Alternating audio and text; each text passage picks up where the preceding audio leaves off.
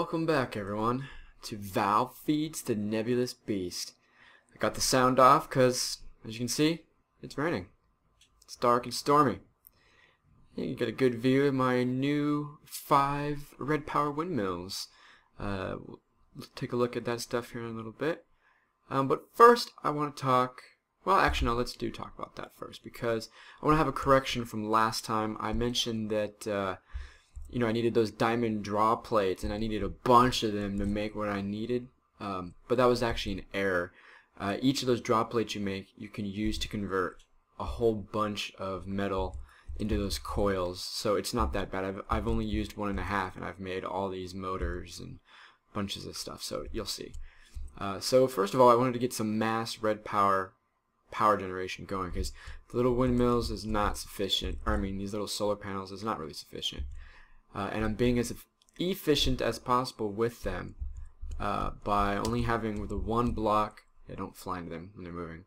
The one block of regular cable, which is low voltage, and then transforming it into the high voltage cable and sending it along.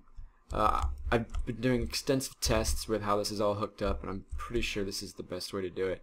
And you can see, even though there's a 10 kilovolt maximum to these cables, I've been testing, and I can push huge numbers of amps through it. At that voltage, I've been pushing up to 1.5 amps, which is like 17 kilowatts or something stupid. For reference, the Blue Electric engine uses on average about 5,000 kilowatts, about 5 millijoules.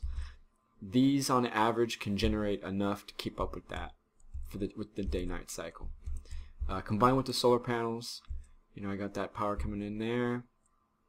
Not much has changed here, except I got these Thaumcraft crystal clusters, storing some extra V.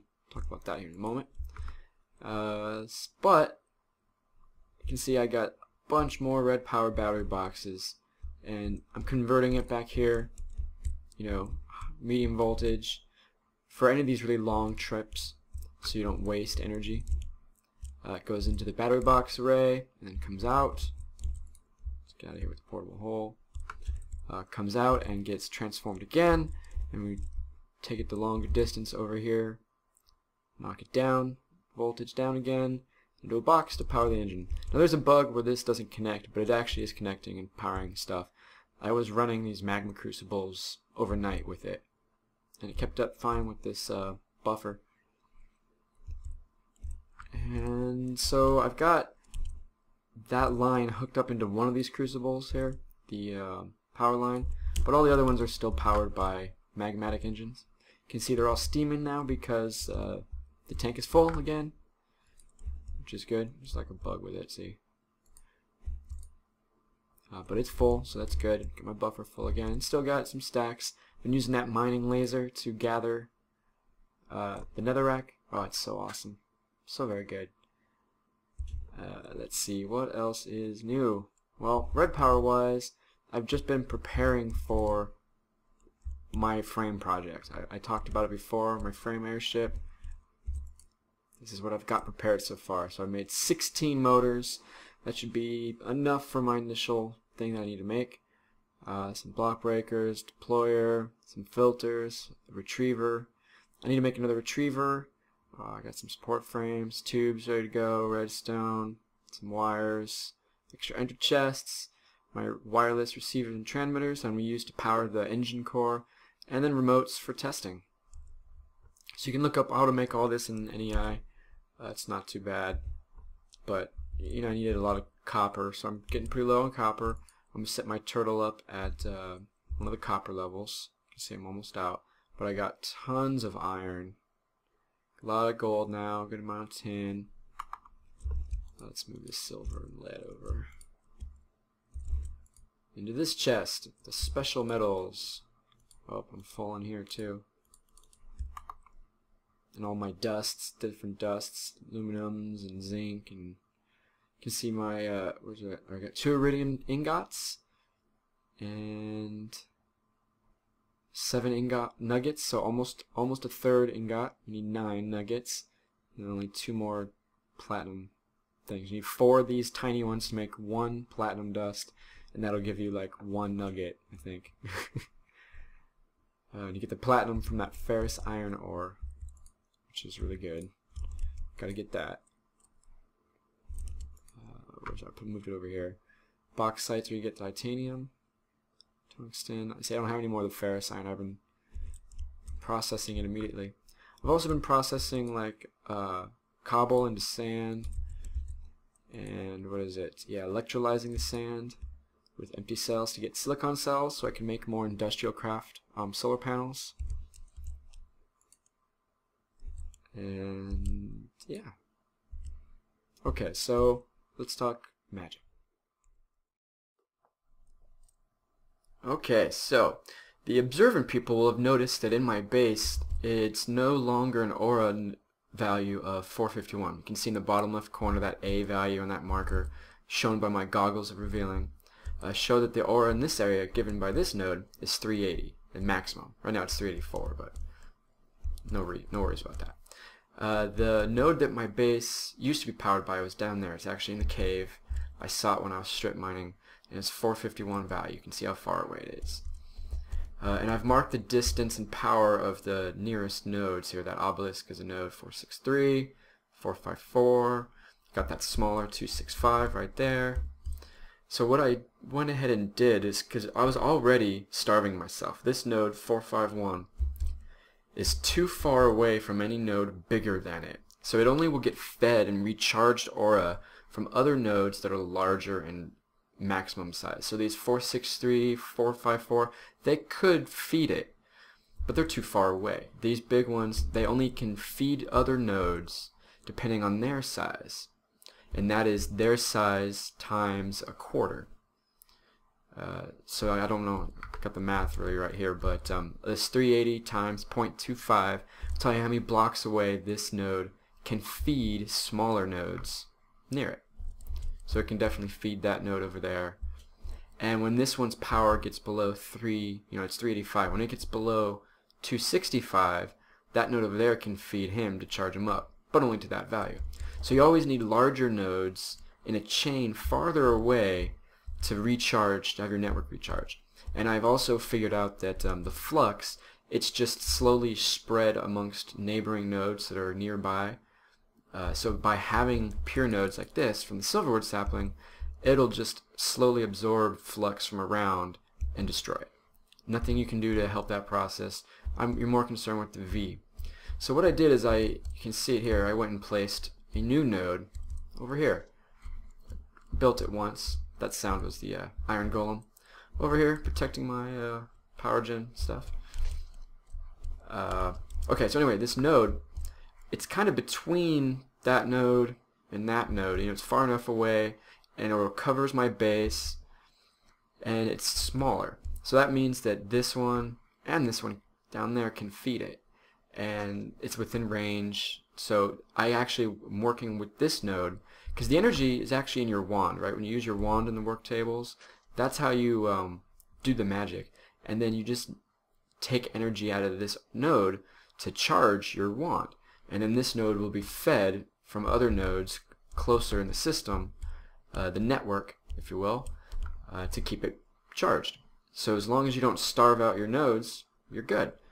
Now I was already starving this node. It was only charging itself from the ore. That's what it does finally. If there's no other nodes large enough, the largest node in the system will drain aura from the shards still in the ore in the area.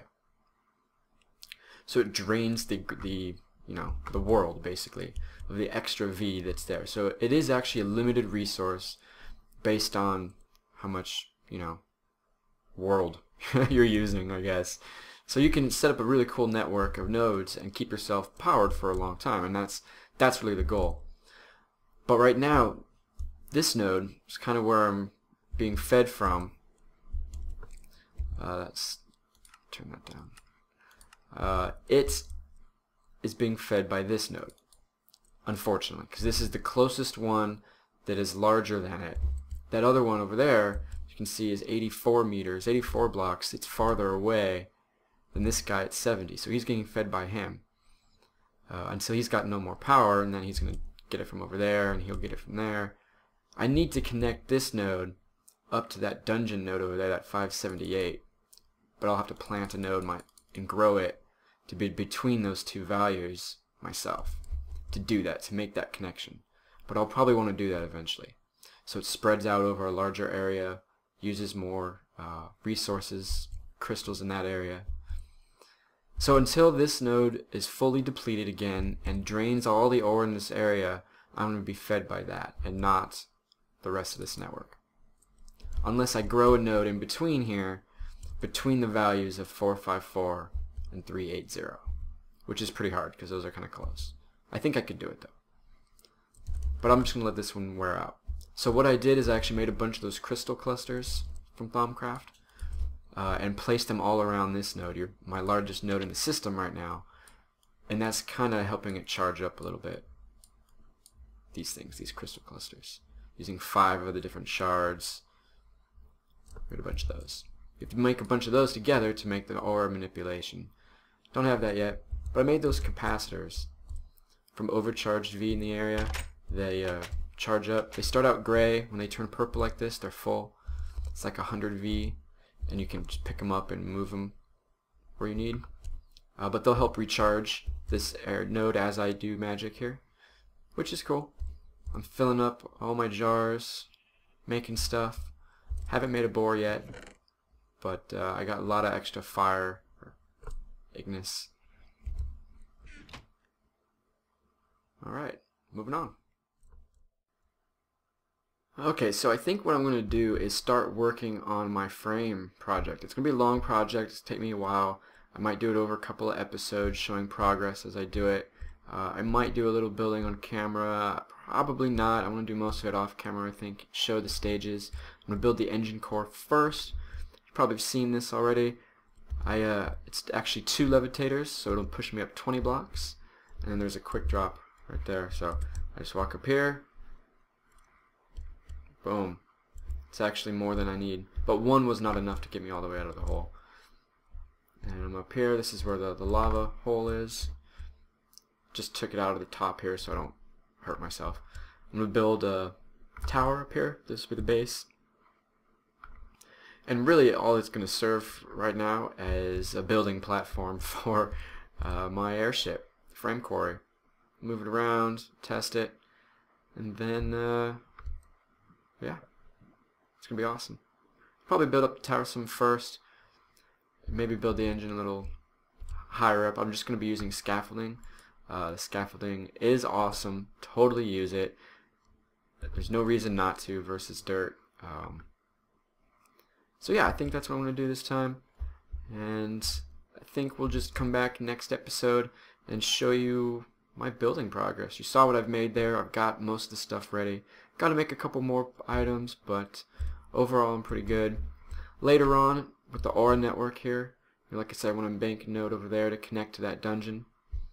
And similarly, this 517, 553, I can connect to those two if I grow, I think it's this node a little larger